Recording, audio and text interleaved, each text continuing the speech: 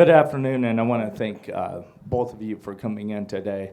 And I also want to thank Dr. Robert Madoff, who has worked tirelessly trying to call everybody that filed for office.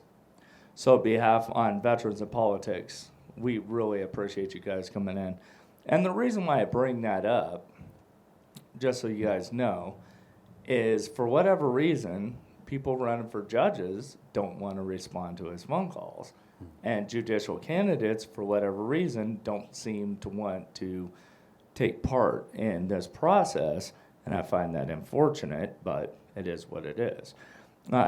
This is also being sponsored by Patsy Brown. She's running for Clark County Public Administrator. So just let you both know how this process works. Each one of our panel members will give a 30-second introduction about themselves, and then you'll get 2 minutes to introduce yourselves and what you're running for and why you want our endorsement. Please keep in mind, though, this isn't a debate, so you guys can't direct questions towards each other. We'll ask the questions, and you just respond back to us.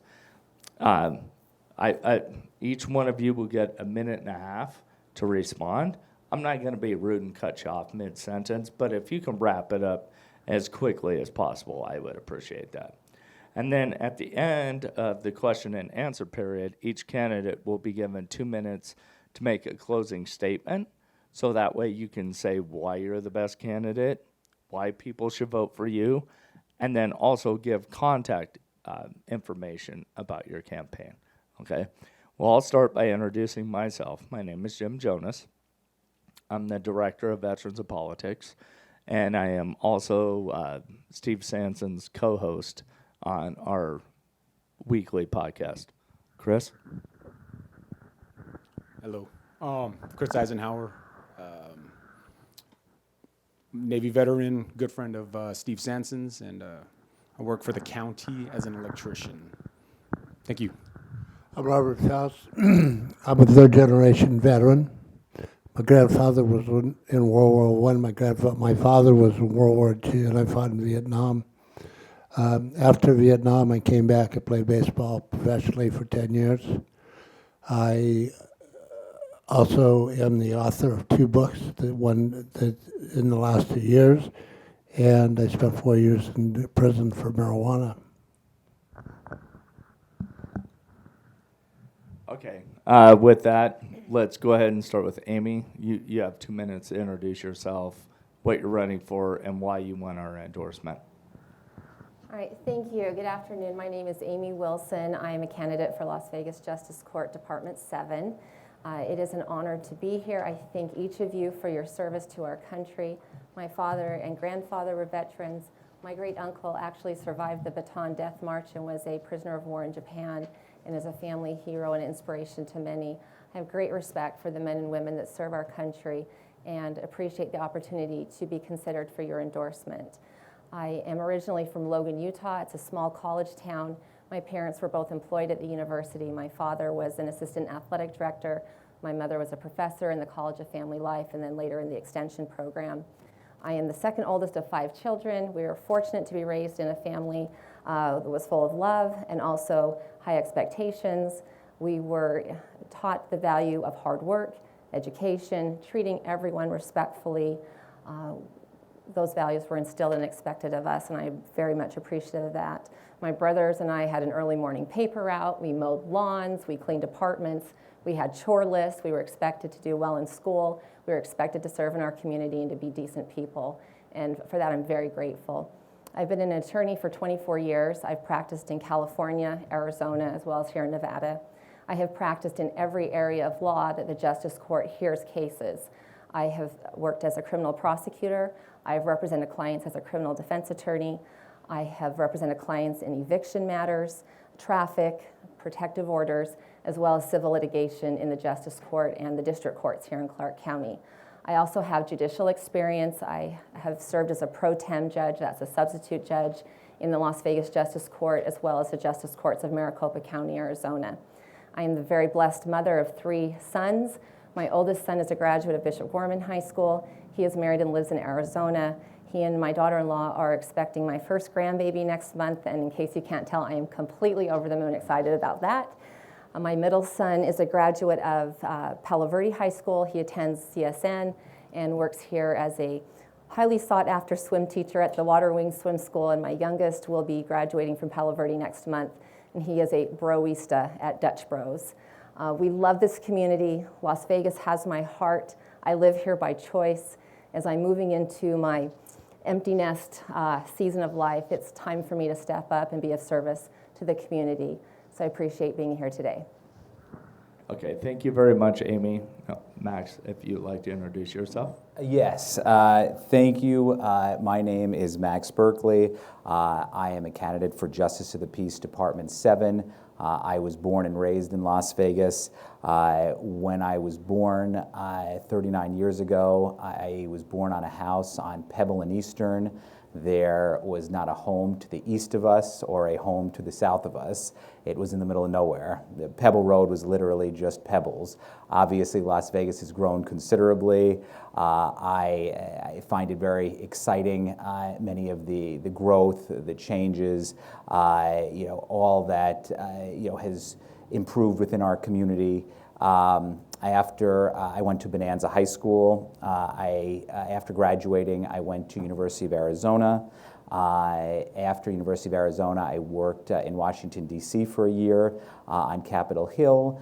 I took the bar exam, got into UNLV Law School, moved back here, and have been in Las Vegas ever since.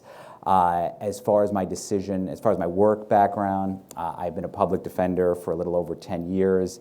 I was hoping to find a job where I could practice law but do it in an area of public service.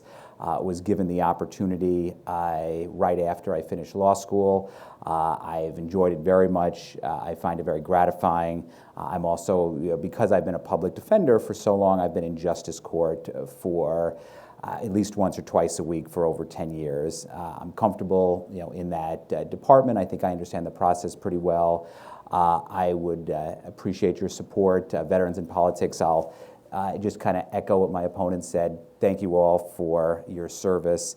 Certainly, I think we all want your support for the simple reason that not only are you all veterans who gave back to this great country, but Veterans in Politics is a very important and well-respected organization. So I thank you all again.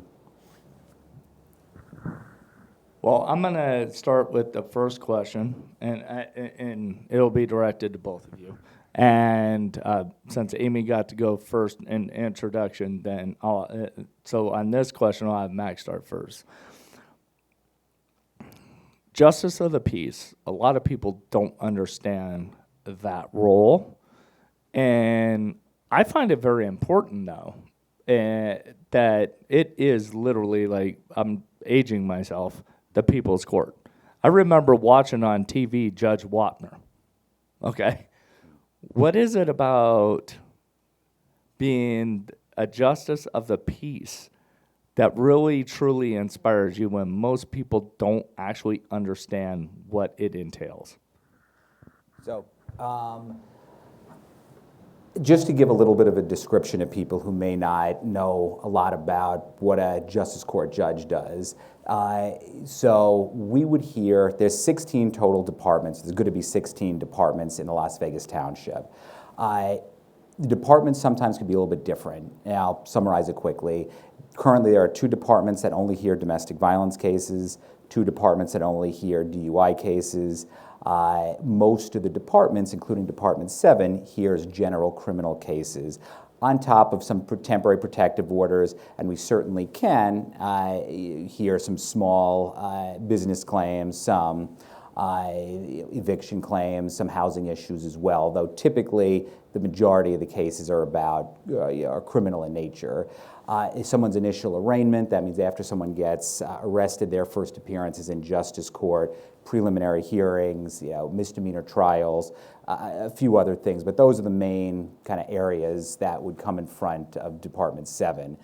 Why I decided to run for this position, I'll make it quick. I enjoy being in court. I enjoy listening to arguments. I find it very important as well. One thing I didn't mention is justice court judges also decide on ORs and bail when someone makes their first appearance in criminal court. So it's a very important job. It's important to think about protecting the community. It's important to make sure people's rights are restored and are respected within justice court. So I think that is what intrigued me to run for justice court, is just how important our constitutional rights are, and that I could have a role in that. Okay, Amy? Thank you. Yes, the Justice Court, this is a great question, and it's important, especially for our voters, because I think a lot of people don't understand the different courts in our state and in the municipal courts as well. But the Justice Court does handle so many different kinds of cases. I mean, quite frankly, if a person is going to have an encounter with the court here in Clark County, it's most likely to be the Justice Court, whether it's a small claims matter, traffic, and we've all had traffic tickets, or evictions, the landlord-tenant matters are heard in justice court, as well as the criminal cases, the civil cases, orders of protection. You have issues with your neighbor over some argument. It is the people's court. I recently came across an interview Judge Beta Yeager did in her campaign back in 2020, and she said something that fully resonated with me. She said that our justice system is about the people. She said those people, we use fancy legal words like plaintiff, defendant, adverse party, petitioner, but these are people with real problems. And we in the Justice Court are there to address these problems and provide a resolution in a peaceful manner. And I have really enjoyed my time serving as a judge pro tem in the Justice Court, and feel like I would bring to that position a lifetime of personal experience, as well as 24 years of legal experience practicing in each of the areas where the Justice Court hears cases. I'm very much a people person and would love to be of service to our community in that capacity. So I would like to know, and we'll go first with you, Amy, what party you represent, and what is your religion? And that would be for both of you. I'm sorry, the first part of that question? Your religion, your party. Oh, my party. I am registered as a nonpartisan, independent. Most of my life, I've either been registered nonpartisan, independent, Republican from sometimes, but I am currently registered nonpartisan. This is a nonpartisan race. As a justice of the peace, we are to be impartial, and I take that very seriously, and would base any decision I made on the facts and the evidence before me in applying the law. I am registered nonpartisan. I was raised in the Mormon Church. I'm from northern Utah. My religious upbringing certainly instilled in me very important values, which are not unique to the Mormon Church or any church or people that aren't religious at all. But that was my experience and upbringing, and that's what I would bring to the bench, the values of being honest and fair and hardworking, respectful to all people. But as far as making a legal decision or ruling, that will be based entirely on the facts and evidence before me, applying it to the law. So I am a registered Democrat, but I completely agree. I would not let my political party have any influence over any decision I'd make. That really, thankfully, doesn't come up very often in justice court, and I think that's important because obviously we want this to be as non-biased as possible. And it is a nonpartisan race, so on the ballot it's not going to show Democrat or Republican, because I think what we do in court really does not have anything to do with political party. But obviously this is a public office I'm running for, so it's an appropriate question. I'm happy to answer it. So I'm a registered Democrat, and as far as my religion, I am Jewish, and also, I born and raised, going to temple and appreciate, a lot of the teachings, from, my personal religious leaders. I think religious leaders can have a tremendous influence, especially if they're teaching the right values, on someone. And I certainly am appreciative of, the time that religious leaders have spent with me. So yes, the answer is Democrat and Jewish. So, in justice court, you often have to post bail to go free, and I would like for you both, and Amy, we'll go with you first. I would like for you both to talk about the bail situation a little bit. And what do you think about no bail? Last May, when Judge Tobiasen resigned from Department 10, I was one of 3 pro tem judges asked to sit once a week to cover Department 10's very busy criminal calendar until the county commission appointed a replacement. We were initially told it would probably be 2 or 3 months. It actually ended up taking about 6 months. That was a really great experience. And in that role, every time I sat for Department 10, the bail came up. There's a recent Supreme Court decision, Valdez Jimenez, from our Supreme Court, that requires the defendant to have the right to a bail hearing, where the bail can only be imposed with specific considerations under the statute to protect the community and ensure that the defendant will appear.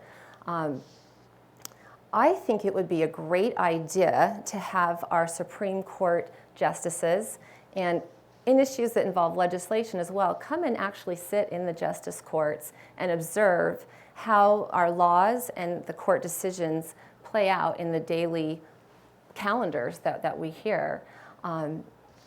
Bail decisions are important. Someone's liberty is at jeopardy. And as a pro tem judge, and if I'm honored to be elected as a judge, I will absolutely follow the law that I'm required to follow and give each individual defendant the considerations of the statute and take into the arguments of the state as well as the defense attorney in making those decisions. It's very important, and I take those decisions very seriously.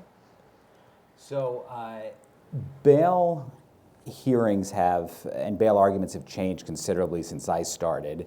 When I became a public defender just over 10 years ago, it was pretty simple.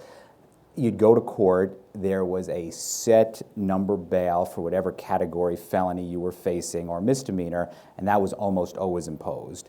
It wasn't required, but typically if you were facing Category B felony, it was $20,000, Category C felony was $10,000, gross misdemeanor was $3,000. There really wasn't a lot of additional analysis. And that went on for some time. Then there was bail reform a few years ago, and then as Amy mentioned, the Valdez Jimenez Supreme Court decision came up recently, which allows defendants a hearing, but also shifts the burden to the state to show why a defendant should remain in custody.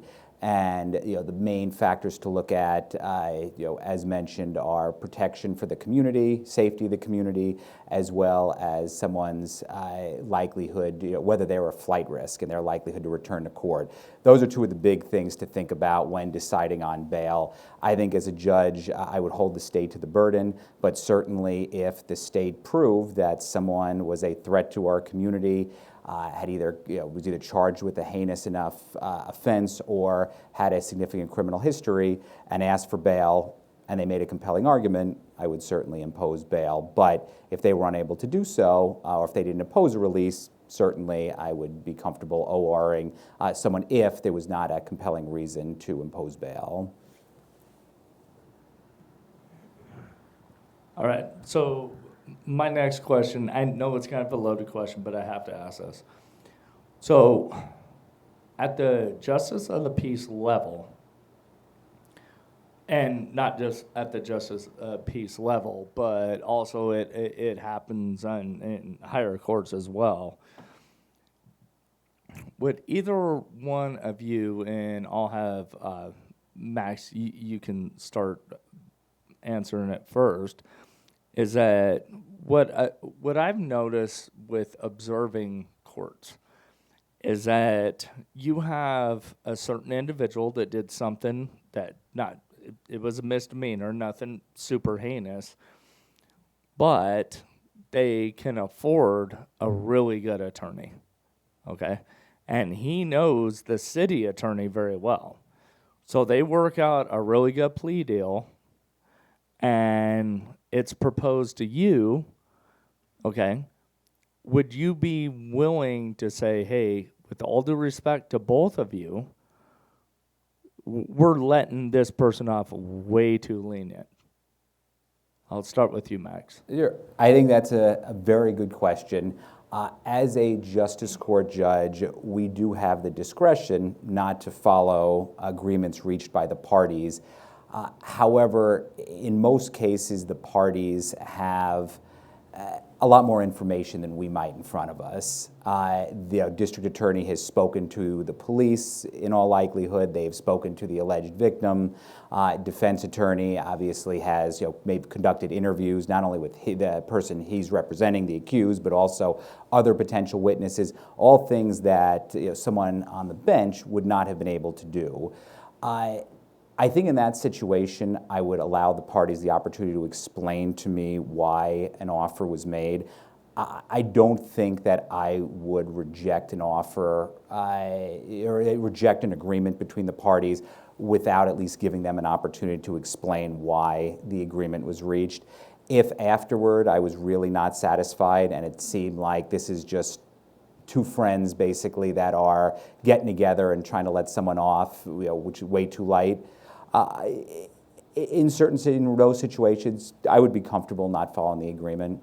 And I think what I would probably do is give the defendant, who was kind of reliant on the defense attorney, who had made certain promises or their assurances about an agreement, I would give the defendant an opportunity to take back the plea deal if they wanted to go to trial. If it was a misdemeanor, it would go to a misdemeanor trial. I would certainly give the defendant that opportunity. So I'll wrap up by saying I'm uncomfortable. I would be uncomfortable rejecting an agreement and then sentencing someone to time if the agreement was for community service, for counseling, for a fine, something like that. But I would certainly be comfortable if I was not satisfied with why the parties reached the agreement, denying it and allowing the person the opportunity to go to trial instead. Amy, I'm going to give you some extra time to respond to that.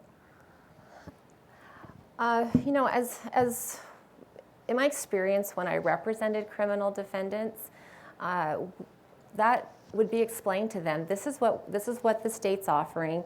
This is what it means. Understand that we can agree to this, but once we go in front of the judge doesn't have to accept this plea agreement. They have complete discretion to sentence you according to statute. So it's potentially a risk.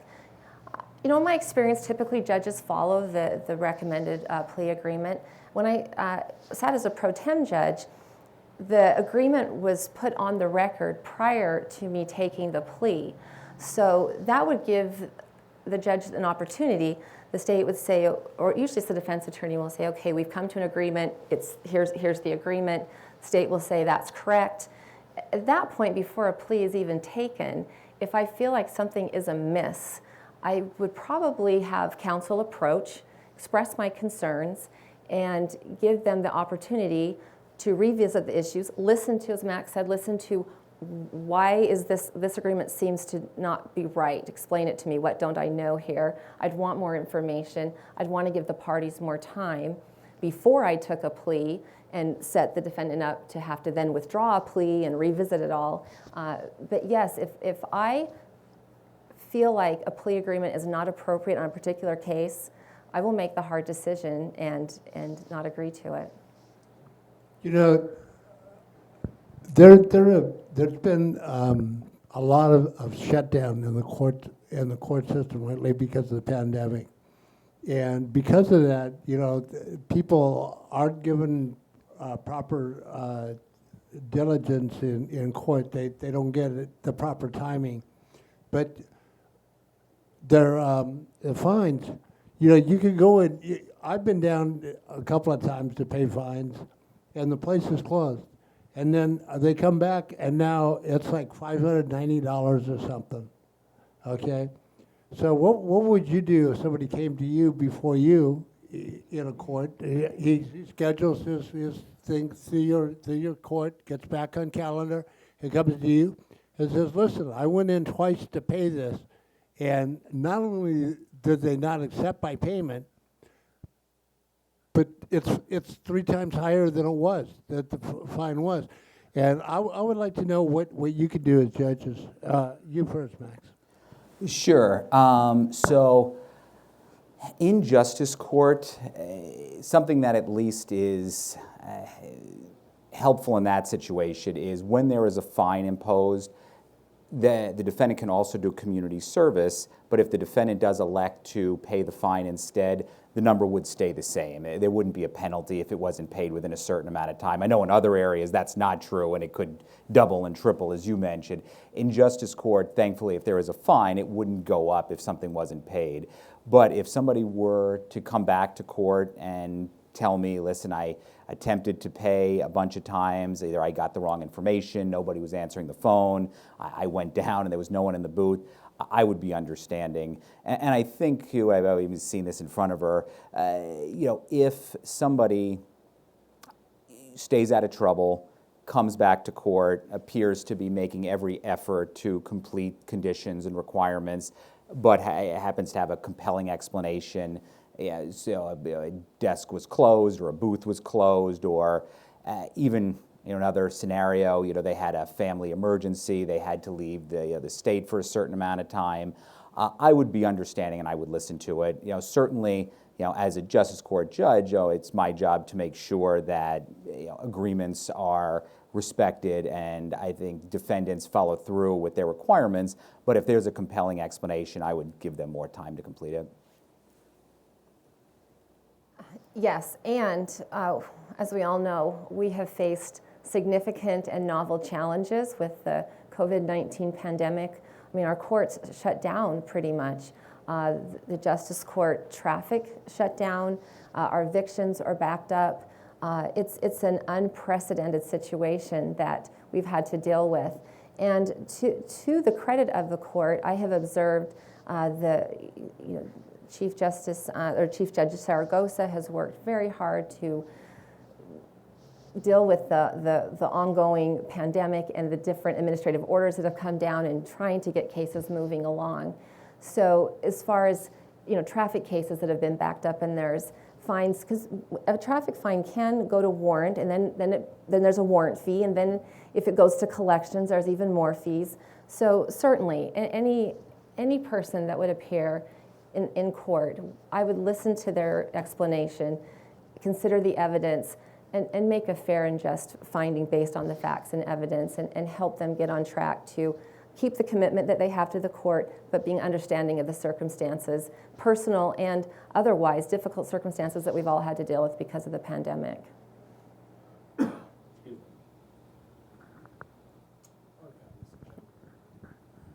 Maybe more of a character question, but maybe some highlights or great accomplishments you guys have had in your guys' career. I'll start with you, Amy. Oh, thank you. Wow.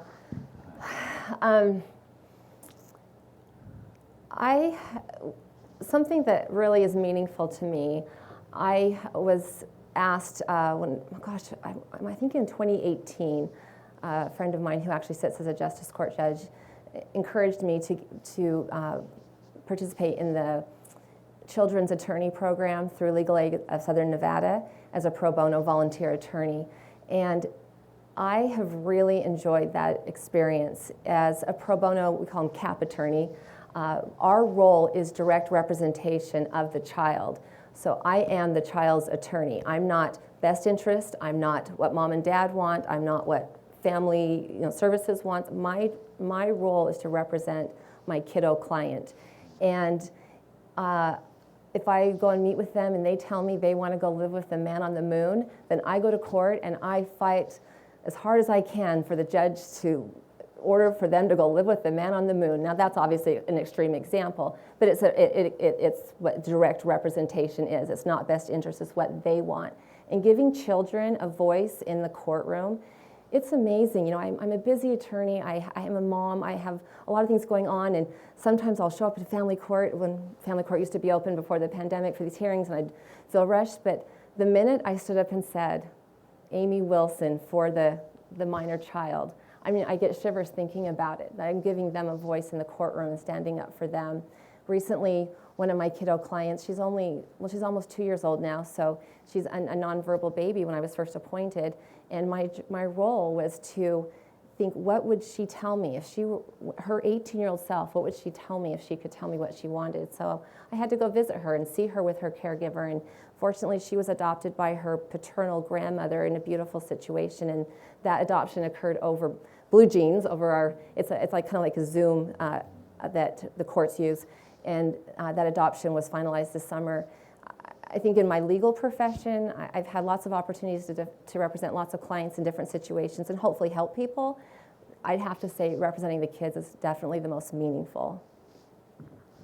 Thank you, Amy. Max? Yeah. Thank you.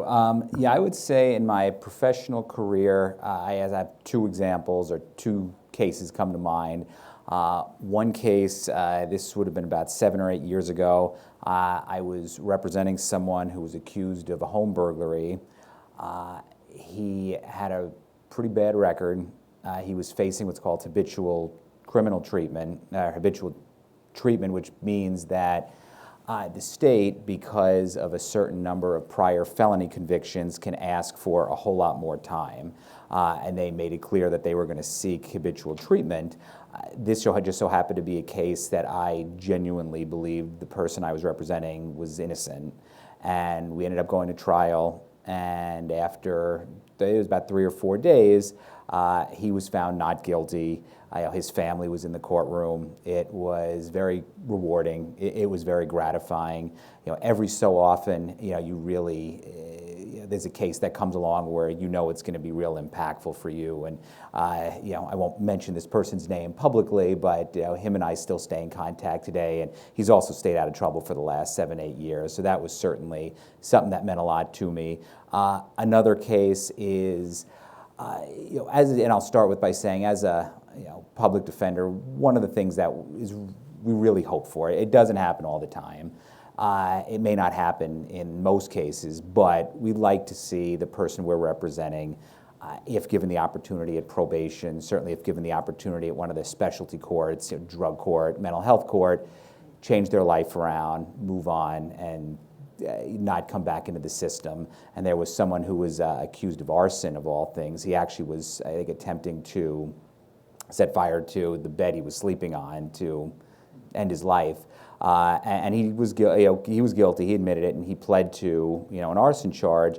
We were able to work out an agreement for probation with mental health court. He completed the program. He's also stayed out of trouble the entire time, since he completed the case. So I would say that for a defense attorney, two of the best feelings are either if you go to trial and you believe in your client's innocence and you hear a not guilty verdict, or you represent someone who does end up reaching a plea deal and who afterward does successfully complete probation and you don't hear from again.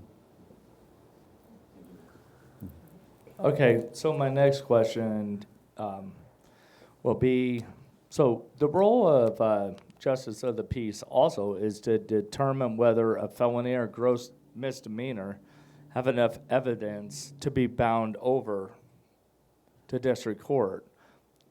I'm going to go ahead. So what threshold do you have for that? And I'll start with Max. Sure. So the threshold is whether or not the state is able to show probable cause, and it's also defined as slight or marginal evidence at the justice court level. As far as how to identify it, it is hard to give an exact formula. I think it is somewhat case specific. What I mean by that is, I can't sit here and say, if the state has a witness, then it automatically gets bound up, or if there's DNA evidence, the case automatically gets bound up. Although that'd be pretty compelling. But I would say that if the state is able to meet the burden of slight or marginal evidence for a gross misdemeanor or a felony, that's when a case should get bound up. And I'll just add one last thing. When it comes to questions of fact, often there are disputes. A witness comes in and testifies in front of the justice court. Defense side cross-examines and says, that's not true, it didn't happen that way. If there is a reasonable question of fact, then it should be bound up and it should go to a jury to make that final determination. Amy? Right. As perhaps to add on to what Max has said, a preliminary hearing is really important because to accuse someone who sits accused of a gross misdemeanor or a felony, those are serious charges. And so it's important that before someone is bound over for trial on very serious charges, that there is a showing of probable cause or the slight or marginal evidence. It's not the standard at trial. Now, at trial, the state has to prove the case beyond a reasonable doubt. But before we expose someone to going through a trial on such serious charges, it makes complete sense that we have an initial evidentiary hearing to find that there is at least slight or marginal evidence to hold them over on those charges. I think it's a very important right that criminal defendants have. I don't know. Okay, well, obviously, you both are very accomplished attorneys and understand the law very well.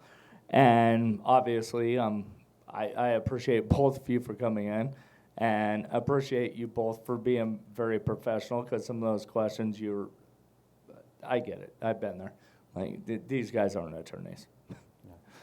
I really honestly appreciate it. And one of the things that Steve started the movement, and then I just kind of piggybacked on it, is, judges impact your life immediately based on their decisions.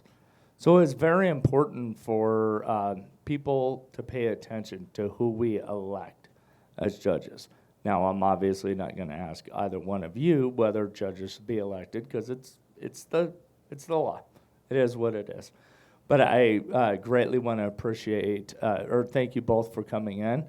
But I'm going to give you both 2 minutes to give your contact information, why you're the best person for this office, and I'll start with Amy. Okay. Well, thank you again very much for the opportunity to speak with you, to be considered for your endorsement. It's really important. The work that we do in the Justice Court, it does impact our community every day. And I think often voters don't realize how important these local elections are. Everyone comes out to vote for the president, or maybe the governor's race is big this year. But if you really think about it, the people that impact our community every day, it's our judges, it's our county commission, our city council. Those are really important races. So this gives people an opportunity to learn about the candidates and make an informed decision. So thank you very much for having us. Like I said before, that our legal system, it's about people, and that we are there to help solve problems. I am committed to serving with honor, to not just showing up, doing the job and going home, but to doing a great job every day, and to serving our community in impactful and meaningful ways. I recognize that when people come to court, it's probably not a really great day for them.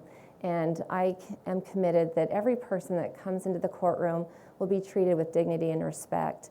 I have to give a shout out some of our unsung heroes, the court staff, the court clerks, the court reporters, the marshals, the correctional officers that bring the in custody defendants over to court. They really serve our community and are such an incredible help. And I sitting as a pro tem, they are invaluable help to us in that capacity. So I give a shout out to them. And I would just be so honored to serve our community in this capacity. And again, thank you for having me here today. Okay, Amy. Oh, and I should say you need to look into the mic. Look directly into the camera and give your campaign information. Yes, please. Probably, I have a website. It's really easy. It's Amy Wilson spelled out FOR, for judge, amywilsonforjudge.com. You can also find me on Facebook and Instagram, and hopefully you'll see my signs around town. But my website has contact information. I'd be more than happy to speak to anyone about my campaign and qualifications. Thank you. Thank you very much, Amy. Max? Thank you. And actually, I want to start with something that you, James, mentioned earlier. And I think Amy would agree with me. When you mentioned about the questions and you not being an attorney, I could say, and I'm sure Amy's been doing the same thing as me, we've sat through a lot of interviews and answered a lot of questions from attorneys. These were excellent questions. They were very pertinent to what we do. I think everyone that's listening hopefully is a little more educated today, both about Justice Court, but also about the two of us. But these were, I don't think there was a single question that wasn't relevant, wasn't important. Obviously, thank you all for having me, for allowing us the opportunity to speak with you today. I'm humbled, to be here, sitting in front of 4 veterans, who served this country, and explaining to you a little bit about Justice Court and what I do. It's a tremendous privilege. It's a tremendous opportunity that I'm grateful for. So I'll just end it by saying, that also I want to thank my opponent as well. I think she did an excellent job. I think the nice thing about races is political races. If you draw someone or you draw multiple people that you respect, and hopefully you push each other to be better candidates, and ultimately the public is served by somebody who is well qualified and somebody who will perform the job at a high level. Finally, my website is Berkley for Judge. It's actually the number 4, so BERKLEY for the number judge.com. It's got all my information on there. Please, any questions, feel free to contact me. Obviously, I'm running for a public office, so anyone, feel free to reach out, and I'm happy to speak with you. Okay, thank you both. With that being said, this will conclude our endorsement interview for Las Vegas Justice of the Peace, Department 7.